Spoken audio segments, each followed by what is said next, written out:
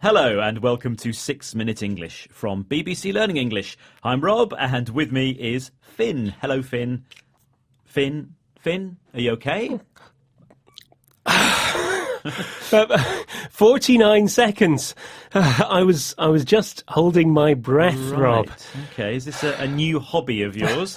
Well, actually today we're talking about people living underwater. So, I thought I could do with some practice.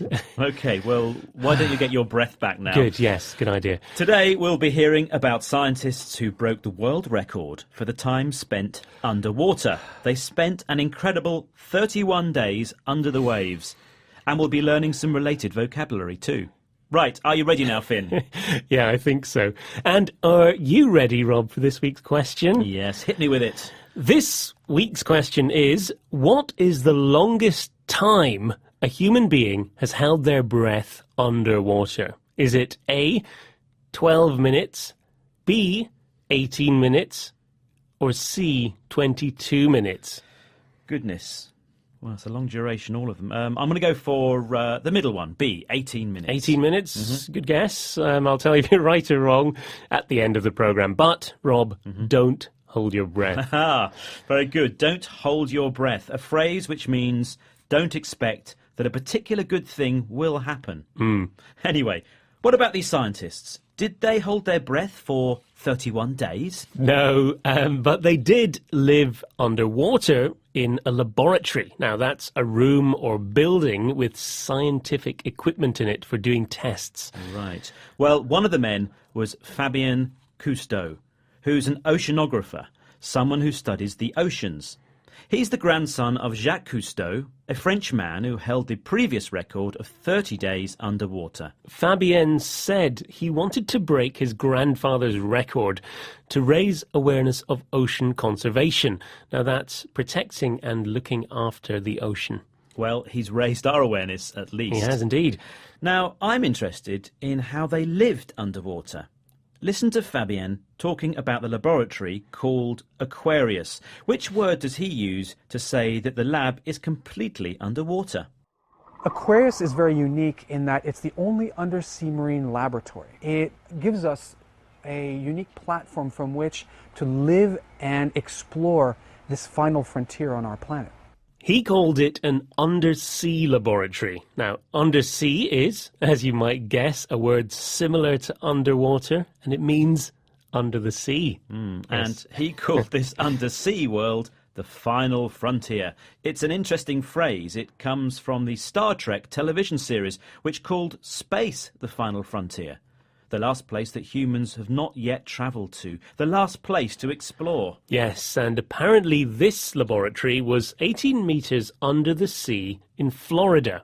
And being there allowed them to spend less time diving and more time observing marine life. Okay, marine life. So that means of the sea. So marine life means sea life, plants and animals that live in the sea.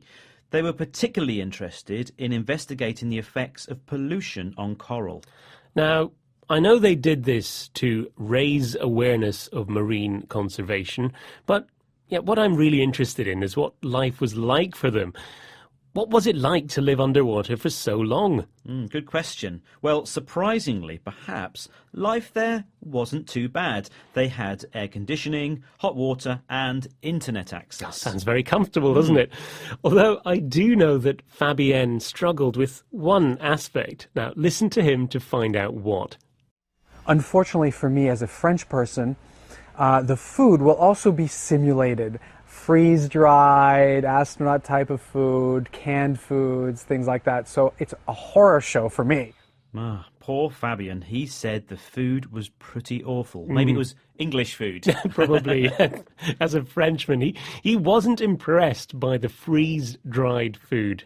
Now, that means food which is quickly frozen and dried to preserve it. Yes, he thought it was astronaut-style food. The sort of food you would eat as an astronaut, someone who travels into space. Now, and coming back to dry land, they had to spend 16 hours decompressing. Yes, that's very important. Divers have to decompress to return to their original body pressure when they come out of the water. It sounds like a long time to wait for a good meal. So, Rob, what do you think? Would you like to live underwater for a month? Absolutely not. No, I would not at get all. very claustrophobic. I Not hate even those sort of spaces. the astronaut food.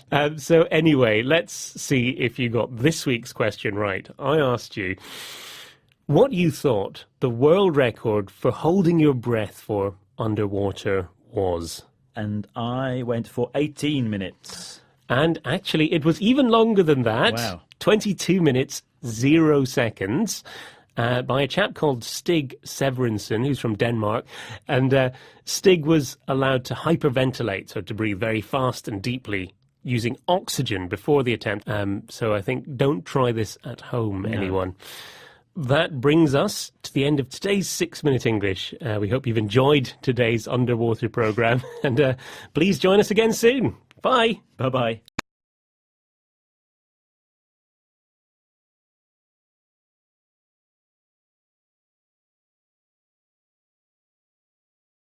Hello and welcome to Book Club. Stories we remember from childhood are special friends, books that remain our silent, treasured companions.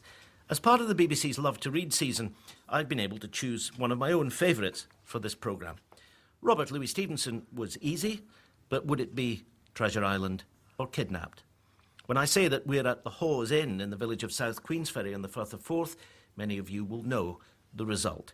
It was from this building that young David Balfour was taken to be sold into exile in the Carolinas by his wicked uncle, and on the skiff that took him out to the ship in the water over there, the Covenanter, his wild adventure began. Across a troubled Scotland, divided by the 1745 Jacobite Rising, from which he would eventually emerge to claim his rightful inheritance. Stevenson, it's said, began to write Kidnapped in room 13 of the Hawes Inn, just up the stairs from where we're sitting.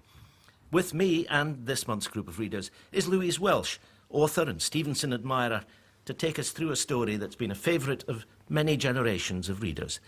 Louise, welcome to Book Club. Thank you. For those sad individuals who don't know the story of Kidnapped, let's see if we can work our way through. I've given some indication. David Balfour, a young boy, at the beginning of the book, has lost his father, who's died. He sets off to visit his uncle, not far from here, and the old man tries to kill him, eventually sells him to be taken away and kidnapped. And then his adventure begins, and it's a terrifying story, isn't it? It really is, and it's an adventure. You said there's sad people that haven't read it, but actually I almost envy them because they're in for such an amazing treat.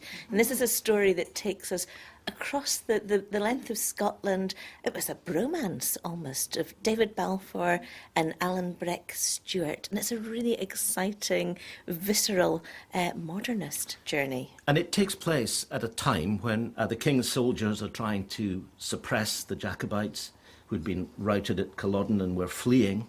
Alan Breck Stewart is a Jacobite. He's wanted, and eventually in the course of the story is wanted for murder. And David has to become a man. He's still in his teens. And in a sense, at the heart of the story is the strange, unlikely and tangled friendship of Alan Breck and David Balfour. Yes, and they really are opposites. It's youth with experience, conformity perhaps with adventure, a Whig with a Jacobite, a Catholic with a Protestant, and yet they're friends. Let's get our first question here. Now let's start. Well, David Balfour is cautious, conservative, intellectual. Alan Breck, impetuous, instinctive, physical. And they're thrown together and have to cooperate to survive, despite representing two sides of Scotland that you'd expect to be at enmity. Are these the sorts of ingredients that you would look for in writing a novel? Every novel, every good story, in my opinion, depends on tension and it depends on conflict. I think the conflict is at the heart of this story, partly the characters with themselves and with each other, and the wider conflict that's going on in the country. It just makes for a great tale. The unexpectedness of it. You know, Stevenson is a man who can see the humanity in other people. Stevenson's villains have humanity as well. I think it's typical of him that these two very different people actually form a wonderful, loyal friendship. And there's great humanity, isn't there? Because at one point, Alan Breck is the man who has saved David Balfour's life, effectively. And Balfour is still able to feel terrible anger at one point about, you know, the Highlanders who are his friends and who'd tried to shield them. So there's always this struggle to come to a real friendship through all the kind of arguments and difficulties and barriers that are there. And we all recognise that. Absolutely. They have repeated rows. They have arguments. There's a point even when David Balfour says, right, well, let's just fight. And he gets out. We can hear the train. Yeah, that I should say to listeners, that's a train going over the famous Forth Railway Bridge, which is right above us here, going over the Firth of Forth. It's now past. It's either going to Aberdeen or Edinburgh. We don't know which, but there we go. Have we another question here? Yeah. The whole landscape of Scotland is a character in the book, but it seems that water plays a special part. He crosses bits of water at various points. Do you think that that's a conscious artifice that Stevenson was using, or was it a coincidence of the geography? Well, Stevenson is a man that is in love with the sea, really, isn't he? He adores the sea. And there's a wonderful moment in one of his letters when he's writing to his friend, and he said, oh, we had this wonderful voyage, you know, on a ship that had a cargo of matches and monkeys and horses, and the weather was dreadful, and we went up and down the swells, and we had the company of all these sailors. Everybody enjoyed it, except for my wife. And his poor wife's been throwing up. That Stevenson adores the sea.